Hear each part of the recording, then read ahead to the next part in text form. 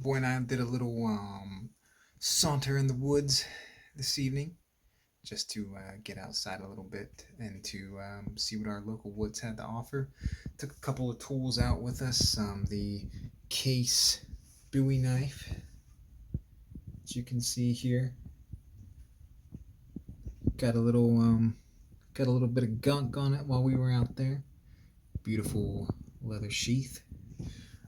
We also took the Great Eastern Cutlery Pioneer Jumbo Trapper out with us. Great knife. Gonna just clean these up a little bit here before I go to bed. Yeah, we took the Bowie knife, the trapper knife out. We found some cedar bark from some cedar trees that we'll use as tinder for a future fire, and we also checked out all of the pawpaw trees for fruit we could eat within the next few weeks here once it ripens up. Hope you enjoy. Here we are on the trail coming across a cedar tree.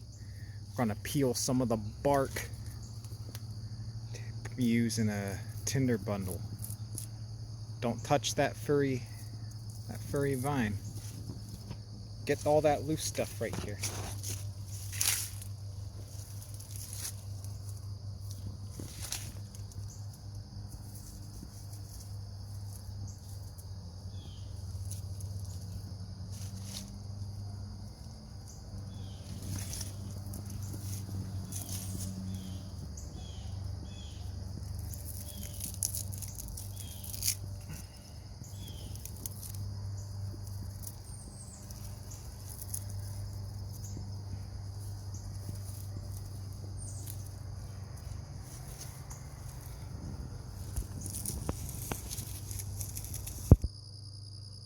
Alright, I'm gonna try using my case Bowie knife here as a draw knife to try to get some of this bark.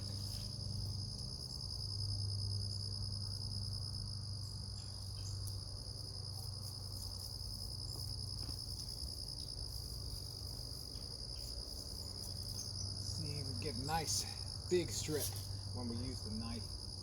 Keep your knife sharp. Process cedar bark for tinder. Hopefully we can get some more big strips like that.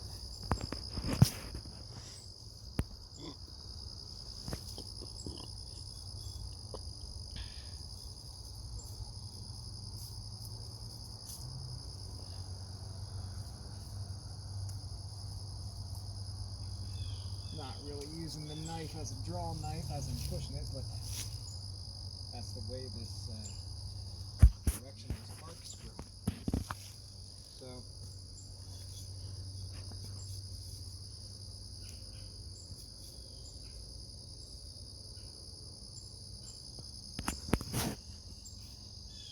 I don't bring this Bowie knife out to play enough, but man, look at that big strip we had just cut off. Not that we couldn't do that with a smaller knife, but bigger's better, right?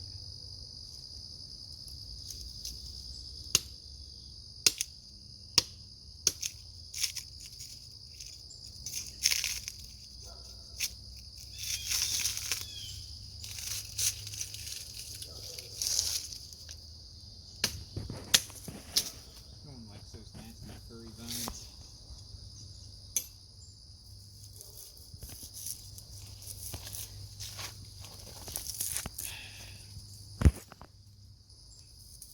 Alright, let's just put this in our bag with the rest of our bark and we'll move along.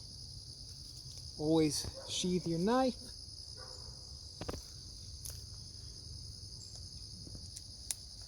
Okay, take a look at this. This is how you know your big Bowie knife is well made. Some idiots will put the retaining strap on this side, which it's not smart. And I'll tell you why. Because look, when you pull the knife blade out, the edge could have potentially cut into the leather of your restraining strap damaging your sheath, then you have to get a new one.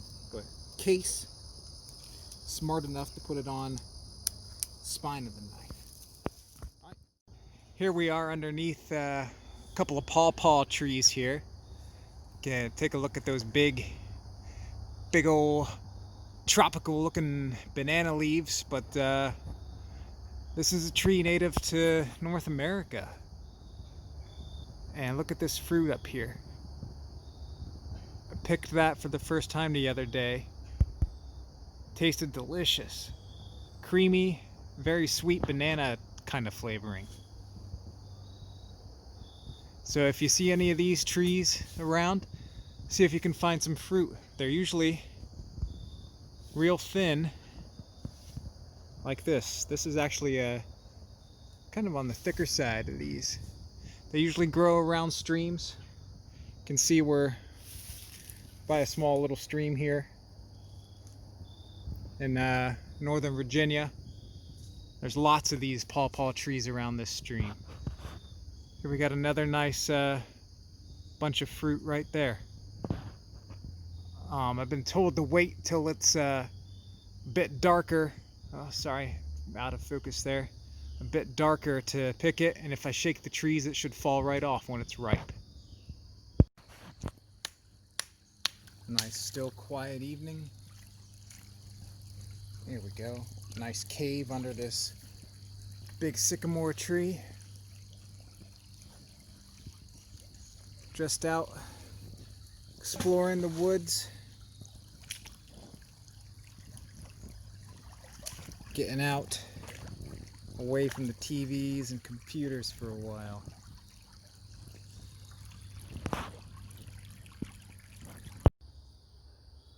Alrighty, got a couple of pawpaw fruits here. I'm gonna see if I can just get the skin off. Have a few bites. I'm using the Great Eastern Cutlery, Titty-Right Cutlery, issued number 23 Pioneer Trapper here. See if we can get a nice chunk of this pawpaw here. Get the skin off. Sure, the skin is fine to eat, but without washing it, who knows? Take off a piece of the fruit.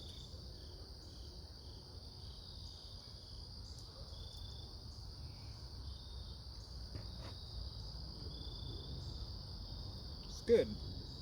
The ones I had the other day were a bit mushy. This one is very firm. This one is 100% fresh picked from tree, as opposed to some other ones I had the other day.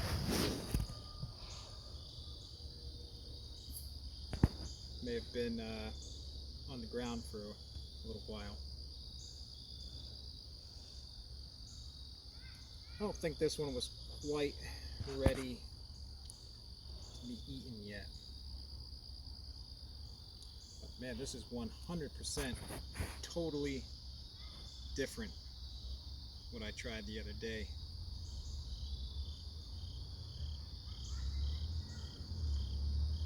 Can you get a close-up there? Just focusing in. So tell me, viewers, is that what a pawpaw is supposed to look like when you eat it? It's nice and firm inside. The ones I ate yesterday when I cut it, or not yesterday, a couple days ago, when I cut it open, it was almost like an applesauce in there. But the flavor in those mushier ones was very sweet. This one I don't think was ready to be picked. So let's try this one here. This one here feels a little squishier.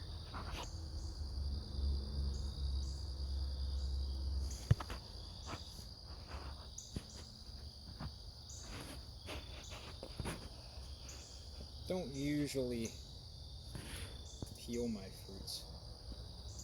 So that's why I'm struggling. I never like peel apples. I always eat the skin, but you know, get those from the grocery store and wash them up. See, the texture of this is the same as that last one, even though this one felt a little softer to the touch. Yeah, this was not ready to be picked. But lesson learned, there are plenty more where this came. Let us know again if that is how Pawpaw is supposed to look. My guess is this is not nearly ripe enough. This is dry. Really very bland flavor. So this one should have stayed in the tree. But we are still learning about this fruit. Wipe off this knife blade here. This knife blade, this Great Eastern Cutlery Pioneer Traptors 1095 carbon steel. I also wanted to see if that Pawpaw would patina the steel a little bit. Definitely some bit of residue on it from cutting, but you see it in the camera there. It's got that nice Pioneer chopping the wood. Got a drop point blade, unlike a lot of regular trappers like the Case brand. Of course, has the spay blade over here on the other side. I really liked this knife. It's a nice classic looking blade. Maybe I should have used this spay blade, skin and blade, for peeling this Pawpaw.